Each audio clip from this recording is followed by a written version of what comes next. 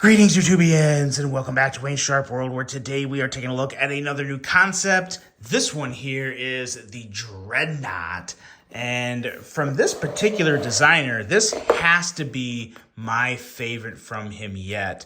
For a pretty distinctive reason. We're going to find out right now. But first, I do want to thank you guys for tuning in today. If you like what you see, do me a huge favor, hit that subscribe button, follow along, and I will continue to bring you the content.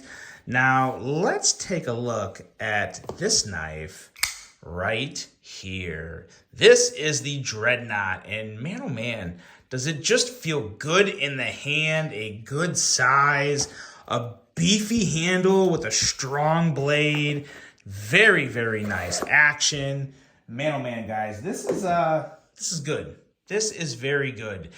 In terms of overall specs, we are looking at an overall length of 8.14 inches, a blade length of 3.49 inches, and a blade thickness at 157 thousandths. Blade material on this guy is S35VN with a Wharncliffe style blade, a flat grind, a handle length coming in at 4.65 inches, titanium for the handle material, a frame lock for the locking mechanism, user of a right hand only tip up carry, weight coming in at 5.47 ounces, designed by Daniel Sparhawk of Warhawk Knives, and a price coming in at $217.89. So there's your specs. Now let's take a look at some size comparisons here. And what do we have? What do we have that's big, that will maybe stand up in terms of length to this knife? We definitely have some, and I think the Militaw comes close. Not quite all the way there. What about this guy right here, the Chris Reeves Sebenza? If you're familiar with one of those, you know it's a nice size knife, and the Sebenza is a little longer here. Clearly a huge difference in price tag between the two, but still two nice, very nice knives. What else do we have here? What can we throw up here? The Civivi Sokoke, I think everyone's familiar with that. The Sokoke is probably going to be a little shorter. Yeah, there you go, a little shorter there. And I'm looking for my Shaman, but my Shaman has seemed to run away on me. So we'll just use this guy here. This is the Pyrite Light. This should also probably stand up somewhat well. Actually, no, it's much shorter. So I guess my size comprehension is just a bit off right now. But as you can see, it's a good sized knife, bigger than a lot of the favorites that everyone knows. So yeah, if you like bigger EDCs, this is one you may want to take a look at from concept.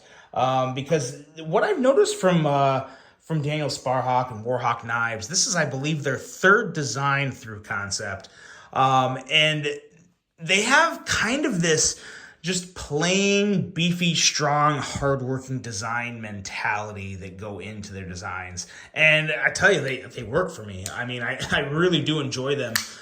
This one in particular, I think, is the best true EDC knife to come out of Warhawk Knives, at least through concept that I've seen from them.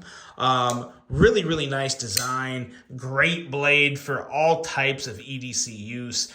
This is not a choil here. It's very important to specify that. Definitely not a choil, but it is a sharpening choil, not a finger choil. Nice and thin behind the edge down here, very slicey blade. This little fuller you see here, it's not, you could middle finger flick it, but for me, it doesn't really work. You can kind of put the tip of your like ring finger here and just kind of push it out like that, but I wouldn't even mess with that. To me, that fuller is kind of just an aesthetic thing. Definitely not something I can middle finger flick. I can middle finger flick the thumb studs though. Really do like the thumb studs on this guy. A lot of that has to do with a perfect detent. When it comes to frame locks and detents, guys, Concept is honestly one of the best companies out there making quality frame locks. It hasn't happened a lot recently, but in the past, not from Concept, but just in general from the knife world, I'd always be scared to buy frame locks because I'd always be worried that there wouldn't be enough tension on the lock bar. And then they expect you to fix, like, oh, just push the lock bar in and then it'll have a stronger tension. Like, no, that's annoying and it's really stupid. And we shouldn't have to do that if we buy a knife. It should come with the right tension. That should be part of the manufacturing and assembly process from the knife manufacturer. So luckily, Concept is taking care of that for us.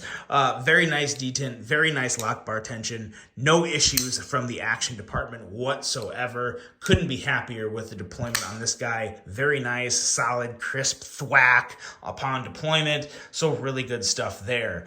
I think the blade looks great. I really like Concept stonewash finish. It's almost like some people may consider it like a sand wash.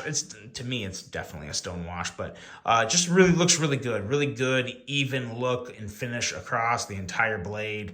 Back here on the clip, it's a good looking clip, nice and fully contoured. So fully contoured clip, fully contoured handle. It's kind of easy to see why this knife would feel good in the hand, and it really does. I think it feels quite nice in the hand. No issues from the ergonomic department, and really not many issues in general. Yeah, I don't really have many bad things to say about this guy.